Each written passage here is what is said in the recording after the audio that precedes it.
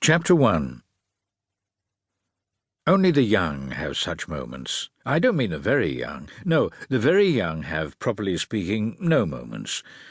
It is the privilege of early youth to live in advance of its days, in all the beautiful continuity of hope which knows no pauses and no introspection.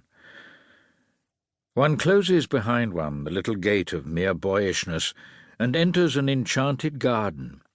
Its very shades glow with promise. Every turn of the path has its seduction, and it isn't because it is an undiscovered country.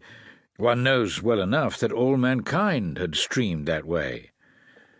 It is the charm of universal experience from which one expects an uncommon or personal sensation, a bit of one's own. One goes on recognizing the landmarks of the predecessors, excited, amused, taking the hard luck and the good luck together, the kicks and the halfpence, as the saying is, the picturesque common lot that holds so many possibilities for the deserving, or perhaps for the lucky.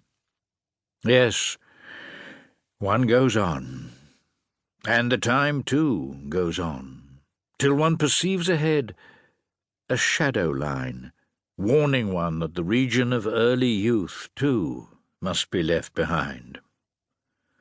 This is the period of life in which such moments of which I have spoken are likely to come. What moments?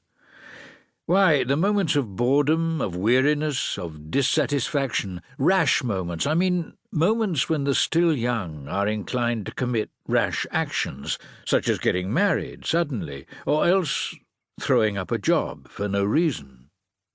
This is not a marriage story. It wasn't so bad as that with me. My action, rash as it was, had more the character of divorce, almost of desertion. For no reason on which a sensible person could put a finger, I threw up my job, chucked my berth, left the ship, of which the worst that could be said was that she was a steamship, and therefore perhaps not entitled to that blind loyalty which, however, it's no use trying to put a gloss on what, even at the time, I myself half suspected to be a caprice. It was in an eastern port. She was an eastern ship, inasmuch as then she belonged to that port. She traded among dark islands on a blue, reef-scarred sea, with the red ensign over the taffrail, and at her masthead a house flag, also red, but with a green border and with a white crescent in it. For an Arab owned her, and a Sayyid at that. Hence the green border on the flag. He was the head of a great house of Straits Arabs, but as loyal a subject of the complex British Empire as you could find east of the Suez Canal. World politics did not trouble him at all, but he had a great occult power amongst his own people. It was all one to us who owned the ship. He had to employ white men in the shipping part of his business, and many of those he so employed had never set eyes on him from the first to the last day.